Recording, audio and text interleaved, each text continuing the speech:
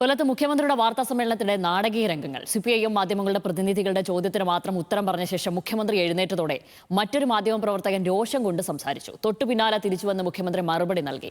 ചോദ്യങ്ങൾ മനസ്സിലല്ല, നേരിട്ട് ചോദിക്കണമെന്ന് രോഷത്തോടെ പിണറായി പറഞ്ഞു. പക്ഷേ എന്തോ പ്രത്യേക അജണ്ടയായിട്ട് വന്നാണെങ്കിൽ അതൊക്കെ മാറ്റിവെച്ചാൽ മതി കേട്ടോ. ഈ പത്രസമ്മേളനം തന്നെ അലങ്കോലപ്പെടുത്തണമെന്നുള്ള ഉദ്ദേശം നിങ്ങൾക്കുണ്ടോ? അങ്ങനെ ഒരു രീതിയിലല്ല വേണ്ടത്.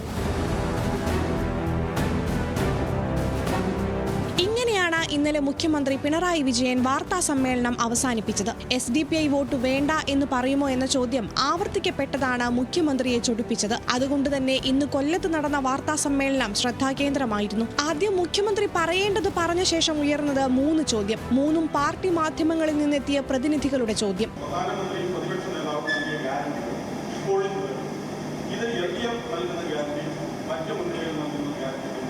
മൂന്നാമത്തെ ചോദ്യം ഉന്നയിക്കുമ്പോൾ തന്നെ മുഖ്യമന്ത്രി വാച്ചിൽ സമയം നോക്കുന്നത് കാണാമായിരുന്നു. അതും കഴിഞ്ഞതോടെ മുഖ്യമന്ത്രി നിർത്തി. അപ്പോൾ നമുക്ക് ഇവിടെ നിർത്താം. ഇവിടെ അല്ല, ഇനി പറ്റില്ല. ഇനി നാളെ.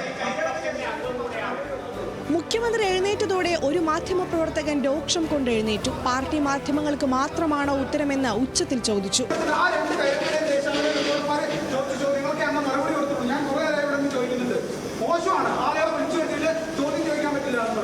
എഴുന്നേറ്റ് പോകുന്നതിനിടെ ഇത് കേട്ട മുഖ്യമന്ത്രി തിരിച്ചു വന്നു. ചോദ്യം മനസ്സിൽ വെച്ചാൽ പോരാ, ചോദിക്കണമെന്ന് മുഖ്യമന്ത്രി ക്ഷോഭത്തോടെ പറഞ്ഞു.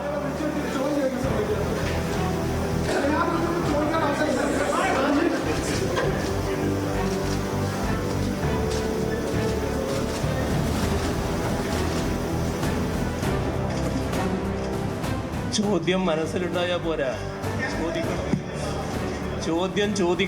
ചോദ്യം മനസ്സിലുണ്ടായാൽ പോരാ. ഇവിടെ ചിലർക്ക് ചില ഉദ്ദേശങ്ങളുണ്ട്. ആ ഉദ്ദേശമാണ് ഇപ്പോൾ പ്രകടമായത്. ഇത് ഏതെങ്കിലും വാർത്താ സമ്മേളനത്തിൽ കാണുന്ന കാര്യമാണ്. നിങ്ങളെല്ലാവരും ചോദിച്ചു. നിങ്ങൾ ഏത് മാധ്യമപ്രവർത്തകനാണെന്ന് ഞാൻ ചോദിച്ചില്ല.